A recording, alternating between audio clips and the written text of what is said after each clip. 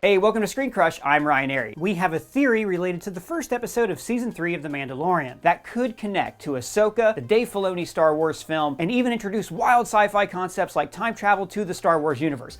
No, not a time machine. This is more like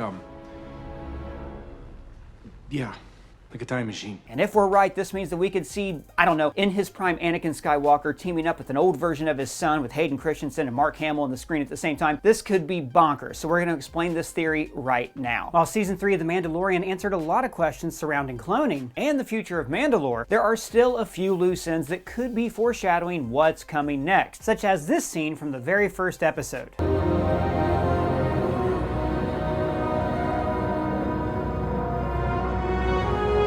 Yeah, what was up with that? Didn't you say they were like space whales or something? And then we never saw them again. Yes, they're called the Purrgil, and not only are they very important to the Star Wars universe, but it's possible that this scene may have big implications for the plot of Ahsoka. Wait, back up, what's a Purrgil? So the Purrgil are space-dwelling, semi-sentient creatures that allow the entire galaxy to utilize hyperspace travel. They are alien giant squid whales who feed on a gas called Clusin-36. Cluglass? It's a super rare mineral that can be converted into hyperspace matter and expelled. Oh, okay, so they fart through space. Yeah, they fart through space. So like whales, Purrgil breach in and out of hyperspace to feed. When developed races discovered them, they were able to reverse engineer this process so that other species could utilize hyperspace travel. So I'm confused. I thought hyperspace is just what happens when you go really fast in space. It's actually a bit more complicated than that. Hyperspace is still kind of a mystery even in the current Star Wars timeline. But essentially, hyperspace is a dimension outside of real space that beings and ships can enter in order to travel incredible distances. Accessing and navigating hyperspace is very tricky, hence why the Purrgil were so foundational in understanding it. Originally, hyperspace travel was only accessible through infinity gates, which required the use of the Force to operate, but that changed when Duros, Cad Bane's race, created hyperspace drives. Now, they're not the only creatures who can travel through hyperspace. The Lothwools we saw in Star Wars Rebels are also able to travel through hyperspace. They're also strongly connected to the Force, so it's safe to assume that the Purrgil can use the Force too, and possibly they use the Force to access hyperspace. While there's a lot about hyperspace that's unknown, its roots in the Force are pretty significant and could come into play in Dave Filoni's future projects, especially in Ahsoka. It's even possible that hyperspace is simply the dimension through which the Force connects itself to major nexus points in the galaxy, like a circuit board. The natural flow of the Force creates ocean-like currents that ships are able to move through rapidly. One of the best pieces of evidence for this comes from Darth Bane, Dynasty of Evil. In this book, Bane tries to navigate unmapped hyperspace to the center of the galaxy, which is filled with black holes, gravity vortexes, and all kinds of terrifying space hazards. At one point, things become so complex that elements of space and time begin to distort around him, and only through his connection to the Force was he able to navigate it successfully. What do you mean, unmapped hyperspace? Well, hyperspace travel happens through hyperspace lanes. There are lanes created within hyperspace that ships can travel through to safely get to their destination, without running into asteroids, planets, other ships, or even rogue Purrgil. Lanes are maintained and marked by a system of buoys that update frequently based on galactic conditions, specifically to account for these hazards. This is why adventurers like the Dens use these lanes to hop from planet to planet, even if they're not the most direct path. Oh, so the Purrgil were space swimming next to Grogu when we saw them. Yes,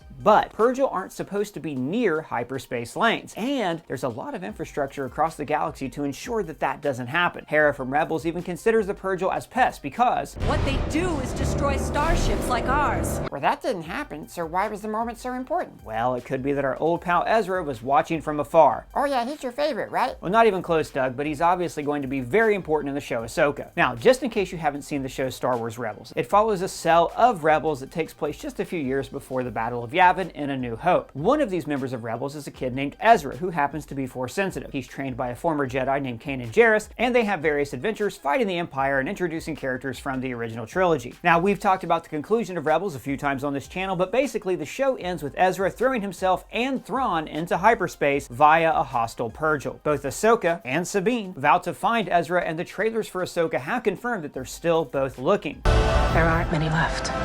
Now obviously, Thrawn cannot control the Purrgil, so as long as Ezra remains in control, he can essentially keep Thrawn captive in hyperspace. Thrawn is a very smart guy, and if Ezra leaves hyperspace, Thrawn could use this as his chance to find his own way to escape as well. Whatever happens next, happens to both of us. This would leave Ezra trapped, which is most certainly going to be the meat of Ahsoka's story. But what's that got to do with Grogu? Well, as I said before, seeing Purrgil next to a hyperspace lane is very unusual, so the mere sight of this suggests something weird is happening. That's suspicious. That's weird. With so much about the connection between the Force and hyperspace yet to be understood, there's plenty of room for speculation. Oh boy, here we go. If hyperspace is simply an alternate dimension that connects the Force to other points in real space, then strong Force users like Grogu could create a ripple in that energy, one that Jedi like Ezra may possibly be able to detect. Now this could mean that this Purrgil sighting was actually Ezra trying to connect with Grogu after noticing this hyperspace ripple. But why would Ezra be reaching out to Grogu? Well, there's a few possible reasons. He could be looking for help from other Jedi to escape, or simply trying to contact anyone who seems trustworthy to contact his Rebels crewmates. It's also possible that he could have accepted his fate as an interdimensional nomad and is simply watching Grogu grow up in real time. Like the big baby-headed ball guy from What If? Exactly, just like the Watcher. It's also important to note that time works differently in hyperspace, kind of like the quantum realm. Sorry, that must have been a very long 5 years. Yeah, but that's just it. It wasn't.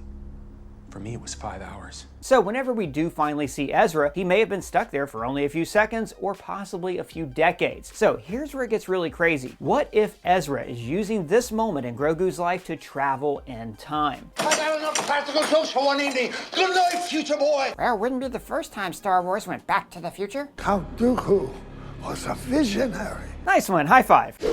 Jokes aside, time travel does exist in Star Wars, and it's actually a byproduct of hyperspace travel. Traveling in hyperspace causes time dilation, meaning that time passes at different speeds for those inside the ship, and special shields were made as part of hyperdrives to offset this shift. Now, if this shielding is damaged, it can cause massive time-based problems. For example, in the Star Wars Droids comics, C-3PO and R2 crash into a time warp after a botched jump into hyperspace. Additionally, Force visions could also be seen as messages sent either backward or forward in time. There are even some references in the Legends comics that describe entities and objects that can control and warp time. But of all the Jedi, Ezra has the most experience with time travel. In Rebels, Ezra visits this mysterious place called the World Between Worlds, which is a place that exists outside of space and time that beings can travel through and re-emerge in another part of the universe or the time stream. But I thought that's what hyperspace was. Yeah, it's confusing. They are very similar and possibly related, but the World Between Worlds functions a lot like the TVA in Loki, with only certain entries and exit points. It was made by the Celestials of the Star Wars universe and connects everything through portal-like openings. Now we know that Loth Wolves utilize the World Between Worlds to create their hyperspace tunnels, so it's possible that the World Between Worlds is just a centralized hub of, or even a fancy synonym for, hyperspace. In the World Between Worlds, Ezra attempted going back in time and saving his former master Kanan just before his death, but Ahsoka convinces him otherwise, telling him that it would create a paradox that would kill them all. Nearly any sci-fi adventure that features time travel is always going to be governed by its own set of rules. Don't someone mess with time. You don't with time,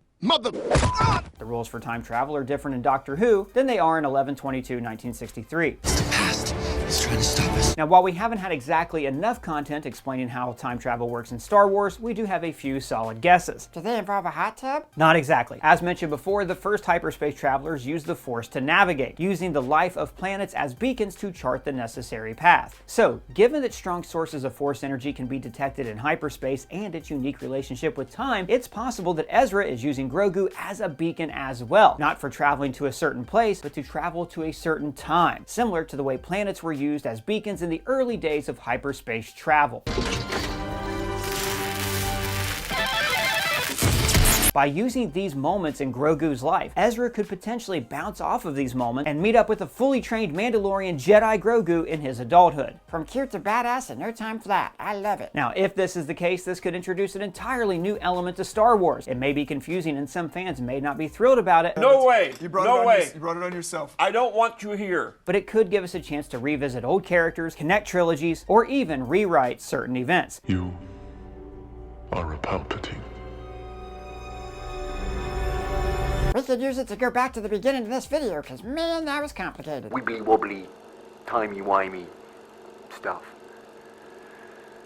Yes, it's a lot, but hopefully we get some answers in Ahsoka. Is it possible that this scene was just a fun shout out to Rebels fans and may have absolutely zero connections for Ahsoka? Well, yeah, but where's the fun in that? Fair enough. So what do you think? Is Ezra watching Grogu from afar? Is he trapped in hyperspace or possibly traveling through time? Any important details out there that we missed? Let me know down in the comments below or at me on Twitter. And if it's your first time here, please subscribe and smash that bell for alerts. For Screen Crush, I'm Ryan Airy.